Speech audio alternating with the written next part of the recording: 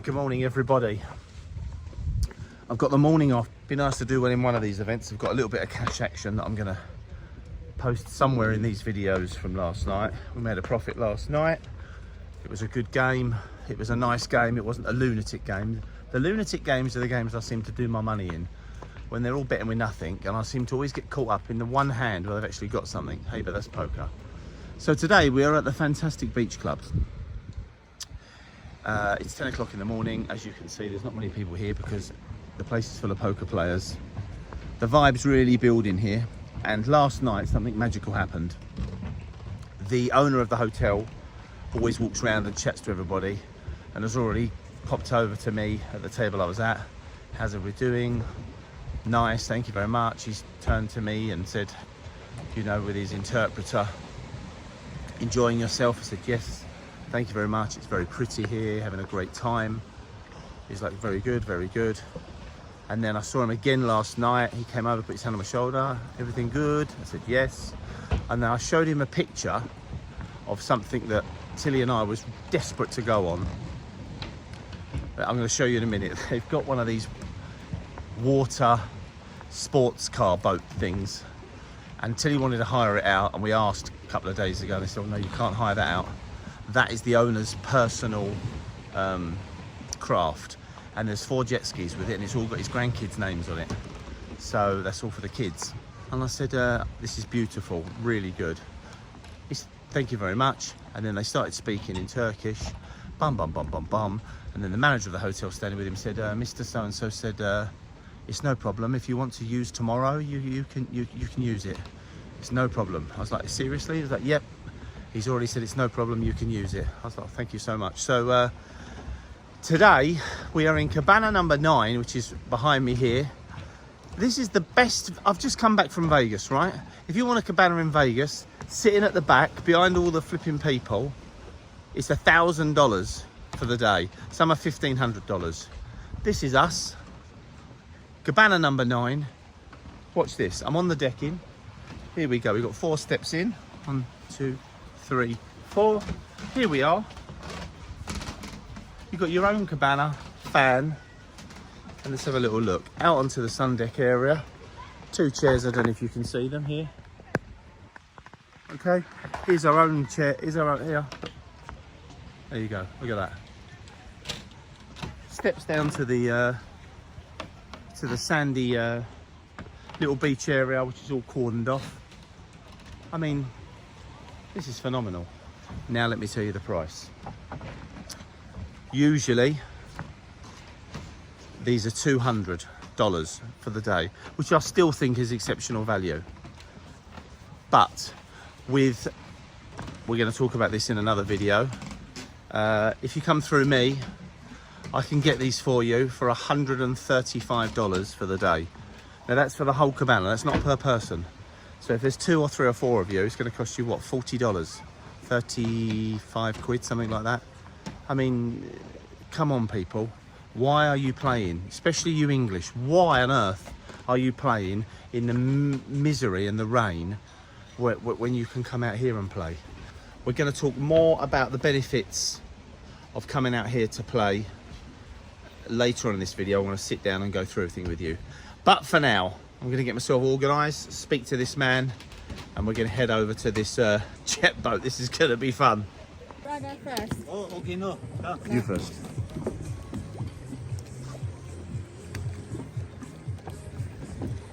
Right, so I'm in. I've got in it. He's put the little key in and said, right, there's a pedal down there. Let's go. And this button down here, start, stop. Off you go. This is a powerful bit of kit. Oh, he's gone. He's gone. I'm on my own, I think. Go. Right, we've started her up. Never been on one of these before. I'm doing 10 mile an hour. I feel I'm doing 100. Right, I'm going to have to stop filming because I want to get going. I'll see you in a minute. Ah! Right, ready? Ah!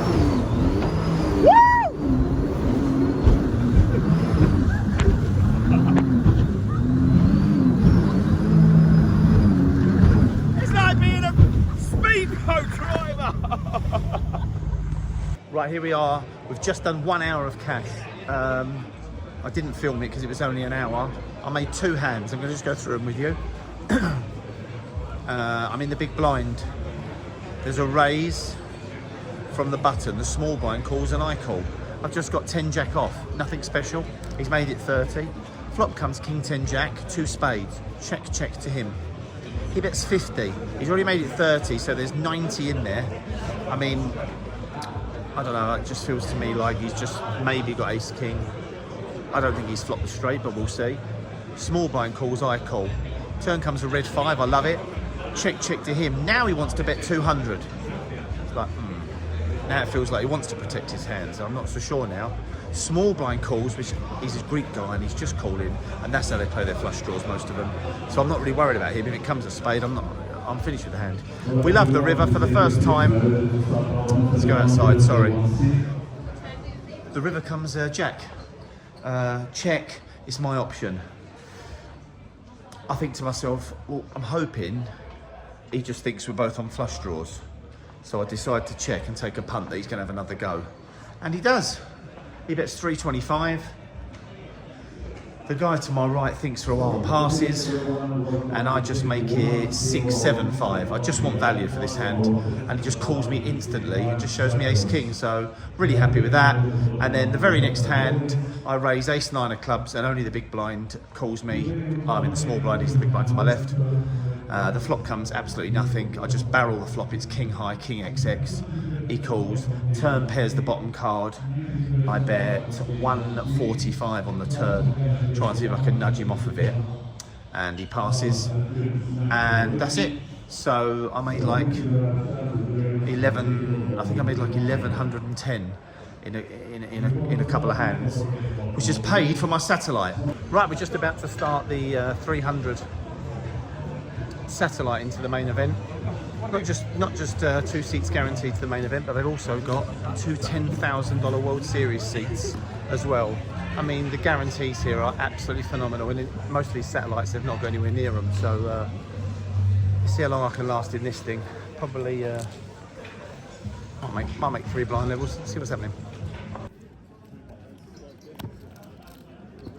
Here we pick up the action on the turn. I've raised the blinds pre-flop. I think it was, I've made it like 1400. I've had a call from the villain on the button, and the flop comes 3-7-10, 2 hearts. I've got ace 4 hearts, so I bet the flop, bet the flop, and he flatted me. I bet 2600 and he called. The turn comes the jack of hearts. I check to him. He bets 3-5. I make it 10k and he flats. I'm praying for a brick on the river and don't pair the board, and it comes the ace of spades, which is absolute beautiful card, because I'm going to rip now that I just had a bare ace and I've missed. I'm trying to bluff him. I move all in, he snaps me off instantly, and it's a bit of a cooler actually, because he's got king X of hearts, so it's like nut flush over second nut flush. For once we actually make the best hand, and I think it takes us to about from 24k to near enough 50,000 chips. To me. What have I made it? 2,000. What's your limb for? 3.7. 3.7, 3.5, 3.7. Yes, please Showdown. Ace king all in versus king queen. There's a jack. There's a 4. Dude. Double time.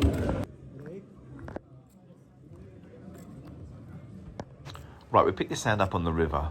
I've got ace king offsuit, as you can see. The flop's come 4-5 ace. I've bet all 3 streets here. I bet the flop. I bet hard on the turn, and on the river, this is a really interesting hand actually, because the board pairs a 5. So I think the board reads double 5, ace, 10, 4. And it's the last hand before the break. And I know that this man thinks that I might be trying to get him off a chop pot. But I know he's probably got a bigger ace, because he's called my raise, than a small ace. So I jam and try and make it look like I've only got an ace, aces and 5s with a 10 kicker. He takes his time, and ends up calling me, and we double up again. I don't know what's going on, but I'm vlogging again. I'm still here. Right, okay, so I've actually got something to tell you. I've called a raise from a guy in middle position. I've got 6-7 of diamonds on the button, and I flat him. They're playing quite tight, so it's time for me to open up a little bit. This is the scary part of these satellites, because they're all bunching up, and I know it's not time to bunch up yet, because they're all going to blind themselves out. Anyway, the flop comes. I think it's the perfect flop. It's like 2-3-7. He checks to me. I've just bet the minimum, and he moves all in. I think, what can he have? But it's like 29,000 chips. I think the best thing to do is just pass. I don't even want to pass, but the chips are too important. ICM in this satellite, so I pass. About 20 minutes goes past. Same guy. I've played a couple of hands with this guy now, and I've bet him off both the hands, where he's just checked the flop and I've bet and he's folded. He's checked the flop. If he's missing, he's just checking. Now most of them check behind him. As soon as they're checking to me, as I always have done, I just bet. I just do the same every time. Anyway, I've got ace deuce, ace of clubs, deuce of diamonds. He min raises round the back, and I call in on the button again. Obviously I'm only calling when I'm in late position, just trying to outplay him after the flop. Both the blinds pass, and the flop comes 10-8 deuce. Two clubs, I apologise, this is the key factor, 2 clubs. Now I've got the ace of clubs, remember, which I think is the key card in this situation. He checks to me, I think a 2's winning anyway, so I just bet 6,500. He literally just picks his whole stack up, bangs it in again. I think, no, it's 2 clubs here, you've made a mistake now. There's no way you're not protecting your hand against clubs. And I know he hasn't got clubs because I've got the ace of clubs. Unless he's raised with like king, queen of clubs or some bullshit. You know, I know he's raised with 2 paint cards. It doesn't make sense to me. So I think how much is it? It's 33,000 chips. Remember, the blinds are 1 and 2K, so it's only 12 bigs. I think forever, and I think I know I've got to call this with a pair of 2s, but as you all know, calling with a pair of 2s, even on the flop, it's not the best way forward in poker, but I've got the ace of clubs, so I call. He's got red king, red jack, and for once, he hits nothing, and I win all the chips. Yeah. As my friend from Holland just said, Denmark, sorry. Soktunuz zorla beni. Oyunu From Holland just said, David, you've got an easy life. Small blind had 67,000 chips and he's just jammed it all in. First card I look at ace. I thought, well, queen or jack or king, I'm going to call, fuck it. King, I said, call. He misses. For once they miss. So we got 230,000, 11 left. This man would have passed 3 5s. He was annoyed, but he decided to pass pre-flop. Got away from it. Right, looks like we've done it. Final table. look. This is my host, the best host in Cyprus. She's been very good to me. Thank you, Shirin. Okay, so we go to the final table. I've got 200,000 chips, the average is 106. 9 left. We're going up onto the Thunderdome for the first time.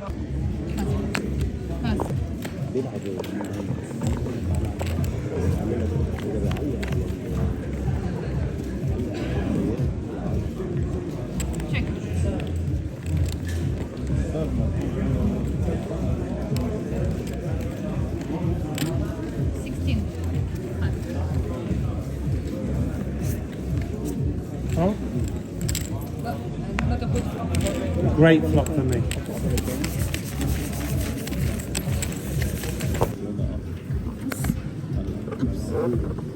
Pass. Thank you.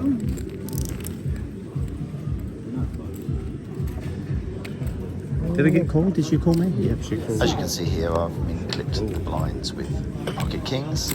Big blinds get a bit twitchy. She's called me. Obviously, I don't want to see an ace on the flop, so we can go ahead and carry on betting, which we don't see. So I carry on and bet just over the minimum on the flop to see what she wants to do. And unfortunately, she has a bit of a moan up and passes her hand and said I needed to hit an ace. Pass. I said, where is my ace? She knew that she needed the ace. How much is it before I look? Just roughly, just roughly. Oh, that'll do. 68, right, let me look. Because that's a little bit like... I'm all in, I'm all in, I'm all in. All in. If I have another one, it's good. If not, I'm holding. This time our friend from Holland decides to jam his stack in. I ask how much it That's is. 2, yeah? As you can hear, it's 68,000 chips. And for once I find kings again. This is about 45 minutes later. Obviously I snap him off, he's got ace queen off. Can we miss the ace? Is it possible? As you can see, we missed the flop 2 cards to come. We missed again, and the river. Oh my god, we held. I don't know what's happening. I have to pair. You have more, yeah? Yeah, but I've got more.